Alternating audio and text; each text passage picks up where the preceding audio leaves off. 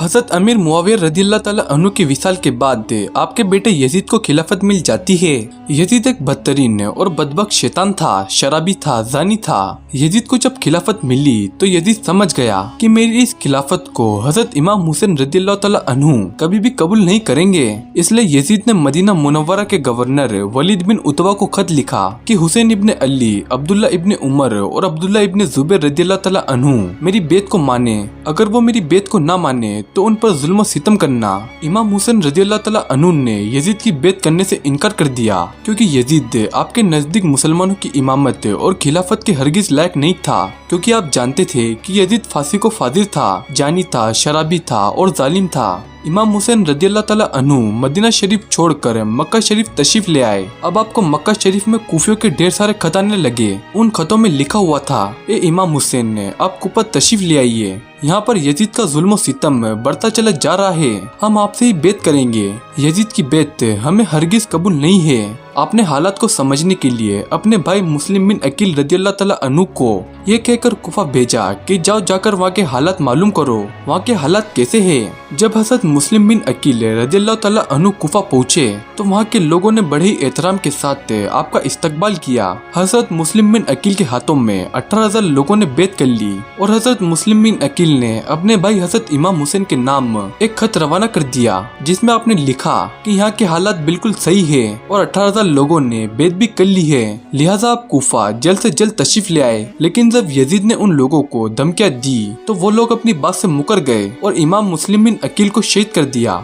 कुफा के हालात इतने बदल चुके थे कि वो लोग जो हज़रत मुस्लिम बिन अकील से मोहब्बत का दावा करते थे, अब वही लोग आपकी जान के दुश्मन बन गए। वहीं दूसरी तरफ मक्का में मुस्लिम बिन अकील का भेजा हुआ खत हज़रत इमाम हुसैन तक पहुंच चुका था, जिस खत में लिखा हुआ था कि कुफा के हालात बहुत अच्छे हैं, आप जल्द से जल्द तशरीफ ले आए। लिहाजा हज़रत इमाम हुसैन ने फौरन कुफा जाने की तैयारी शुरू कर दी। हज़रत इमाम हुसैन अपने तमाम अहले खाना के साथ कुफा के लिए रवाना हुए।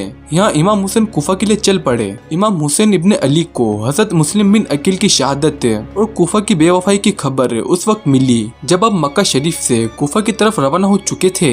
जब आप कुफा शहर के बिल्कुल करीब पहुंच गए तो आपको यजीदी फौज ने रोकने की कोशिश की। हज़रत इमाम हुसैन ने फरमाया कि मैं तो तुम लोगों के बुलाने पर ही कुफा शहर में आया हूँ। अगर तुम लोग चाहते हो कि मैं कुफा में ना आऊँ तो मुझे वापस जाने दो, मैं जाने के लिए तैयार हूँ। यजीदी फौज ने हज़रत इमाम हुसैन को कुफा शहर में दाखिल नहीं होने दिया। लिहाजा हज़रत इमाम हुसैन ने अपने पूरे काफिले के साथ अपना रास्ता बदल लिया। चलते चलते आप एक जटिल मैदान में पहुँच गए तो आपने एक शख्स से सवाल किया कि ये कौन सी जगह है।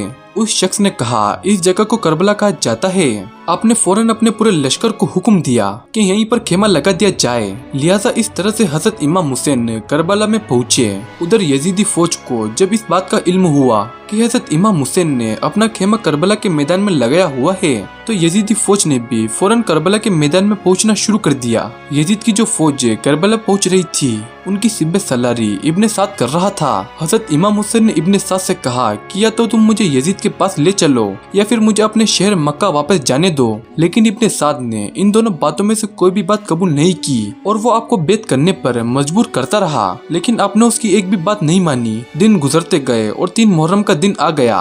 अब जालिम यजीद ने इमाम हुसैन के सामने 22,000 सिपाहियों का लश्कर भेज दिया। दूसरी तरफ इमाम हुसैन के साथ 72 लोग थे, जिसमें औरतें और बच्चे भी शामिल थे। कितनी हैरत की बात है कि यजीदियों में इमाम हुसैन का इतना खौफ था कि जहां इमाम हुसैन सिर्फ 72 लोगों के साथ मैदान करबला में थे, जिसमें औरतें और बच्चे भी शामिल थे, वहीं यजीद ने मुकाबले के लिए आपके सामने 22,000 का लश्कर भेज दिया, जो कि इमाम हुसैन के सामने 100 गुना से भी ज्यादा था। इमाम हुसैन के सामने यजीदी फौज के हौसले पस्त हो गए। आखिरकार उन्होंने ये फैसला किया कि अगर इमाम हुसैन को हराना है तो उनका पानी बंद करना पड़ेगा, तभी इनका मुकाबला किया जा सकता है। दिन गुजरते गए और 7 मुहर्रम का दिन आ गया और 7 मुहर्रम को ही यजीदी फौज ने इमाम हुसैन के काफिले वालों पर पानी बंद कर दिया। आपको बताते चले कि करबला के मैदान में पानी का कोई भी इंतजाम नहीं था सिवाय नहर फुरात के, लेकिन 7 मुहर्रम के दिन नहर फुरात का पानी भी हज़रत इमाम हुसैन के खेमे वाले लोगों के लिए बंद कर दिया गया। हज़रत इमाम हुसैन और उनके साथ मौजूद तमाम जवान लोग तो इन प्यास को बर्दाश्त करते रहे, लेकिन छोटे छोटे बच्चे और औरतों का प्यास की वजह से बुरा हाल हो चुका था। फौज यजीद जो चारों तरफ से इमाम हुसैन के घर वालों और तमाम साथियों को घेरे हुई थी, उन्होंने ये तय किया कि अब 9 मुहर्रम के दिन इमाम हुसैन को कत्ल कर दिया जाए। हज़रत इमाम हुसैन ने हज़रत अब्बास से कहा अब्बास जाओ यजीदी फौज के पास और उनसे कहो हमें एक रात अल्लाह की इबादत करने के लिए दी जाए। जब हजरत अब्बास ने यजीदी फौज से एक रात की मोहलत के लिए कहा तो उन्होंने आपकी बात मान ली। जब तक 9 मुहर्रम की तारीख आई तब तक हजरत इमाम हुसैन को ये यकीन हो चुका था कि यजीद की फौज का मकसद सिर्फ और सिर्फ मुझे शहीद करना है। इसके अलावा यजीद कुछ भी करने के लिए तैयार नहीं है। इसलिए हजरत इमाम हुसैन ने 9 मुहर्रम की रात में अपने तमाम खेमे वालों को एक जगह पर इकट्ठा किया और आपने कहा कि ये बात तो तय हो चुकी है कि यहाँ पर मौजूद सभी लोग 1-2 दिन के अंदर शहीद कर दिए जाएंगे। इसलिए यहाँ पर मौजूद आप में से जो भी वापस लौटना चाहते हैं वह लौट सकते हैं। हजरत इमाम हुसैन ने फौरन खेमे में जल रहे तमाम दियों को बुझवा दिया और अंधेरा करवा दिया ताकि जो भी जाना चाहे वो बेझिझक चला जाए। थोड़ी देर के बाद जब दियों को दोबारा जलवाया गया तो सारे के सारे लोग बेटे आंसू बहा रहे थे, यानी कोई भी हजरत इमाम हुसैन को छोड़कर जाने के लिए तैयार नहीं था। आखिरकार 10 मुहर्रम का दिन आया और हजरत इमाम हुसैन और यजीद की फौज के बीच जंग होना शुरू हो गई। जहां एक तरफ यजीद की एक बड़ी फौज थी तो वहीं दूसरी तरफ इमाम हुसैन के साथ सिर्फ 72 लोग थे। इतने में फौज यजीद का हमला शुरू हो जाता है और हर शहीद शहादत का जाम पीता गया। कभी हुर शहीद होते तो कभी कासिम शहीद होते तो कभी अली अकबर शहीद होते तो कभी ओनो मोहम्मद शहीद होते। 3 दिन के प्यासे इमाम हुसैन के घर वाले और तमाम अफराद यजीदी फौज से जंग करते रहे और एक एक करके शहीद होते गए। हजरत अब्बास अलमदार से हजरत इमाम हुसैन के 6 महीने के बेटे अली असगर की प्यास नहीं देखी गई। आपने एक मस्कीजा लिया और घोड़े पर सवार होकर नहर फुरात के किनारे पहुंच गए और आपने एक मस्कीजा भर लिया। लेकिन जब आप पानी लेकर वापस लौटने लगे तो यजीदी फौज ने आपके ऊपर लगातार तीर बरसाना शुरू कर दिया था। हजरत अब्बास से जब तक हजरत इमाम हुसैन के खेमे तक पहुंच पाते तब तक यजीदी फौज ने तीर चलाकर हजरत अब्बास अलमदार को शहीद कर दिया था। इस तरह से हजरत अब्बास अलमदार शहीद हो गए।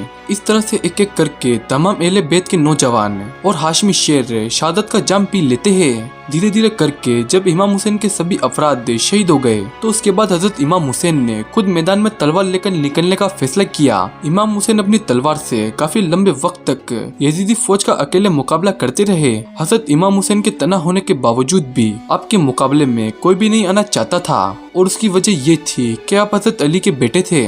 उस वक्त यजीदी फौज के कमांडर इब्ने साद को ये यकीन हो चुका था कि हम किसी भी तरह से हजरत अली के बेटे का मुकाबला नहीं कर सकते हैं। इसलिए उसने अपने तमाम फौजियों को इमाम हुसैन के ऊपर एक साथ हमला करने का ऑर्डर दिया। तमाम लोग हजरत इमाम हुसैन पर एक साथ मिलकर हमला कर रहे थे, लेकिन उसके बावजूद भी इमाम हुसैन लगातार ये साबित करते रहे कि बातिल चाहे तादाद में कितना भी हो लेकिन वो हक और सच के मुकाबले में बिल्कुल भी टिक नहीं सकता है। जब हुसैनियत और यजीदियत के बीच बड़ी ही खतरनाक जंग चल रही थी, इसी बीच में अचानक से नमाज असर का वक्त हो गया। हजरत इमाम हुसैन ने ऐसे मुश्किल वक्त और ऐसी जख्मी हालत में भी असर की नमाज पढ़ने का इरादा किया। आपने जैसे ही नमाज पढ़ना शुरू किया तो यजीदी फौज को वो मौका मिल गया जिसका वो लोग लंबे वक्त से इंतजार कर रहे थे।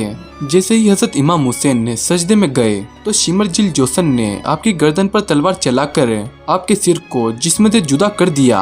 हजरत इमाम हुसैन की शहादत के बाद यजीदियों ने आपके सिर मुबारक को नेज़े पर रखकर पूरे कुफा में घुमाया था। आपके सर मुबारक को गली गली में घुमाकर जुलूस निकाला गया था। करबला की इस जंग में हजरत इमाम हुसैन के घर वालों में से सिर्फ आपकी एक ही औलाद बच थकी थी जिनका नाम हजरत ज़ैनुल आबिदीन था। इसके अलावा हजरत इमाम हुसैन के घर की तमाम औरतों को कैदी बनाकर कुफा लाया गया था। भले ही उस दिन इमाम हुसैन को शहीद कर दिया गया था, लेकिन आज भी हजरत इमाम हुसैन पूरी दुनिया में कयामत तक के लिए जिंदा है। यजीद डूब गया शाम के अंधेरों में, हुसैन चमकते हैं दुनिया की रोशनी की तरह। दोस्तों, अगर आपको ये वीडियो पसंद आई हो तो वीडियो को लाइक करें और अपने तमाम दोस्तों के साथ शेयर जरूर करें। और इसी तरह की नॉलेजेबल और हिस्टोरिकल वीडियो देखने के लिए हमारे इस चैनल को सब्सक्राइब कर दे। दोस्तों, मिलते हैं अगली शानदार वीडियो के साथ। तब तक के लिए खुदा हाफिज।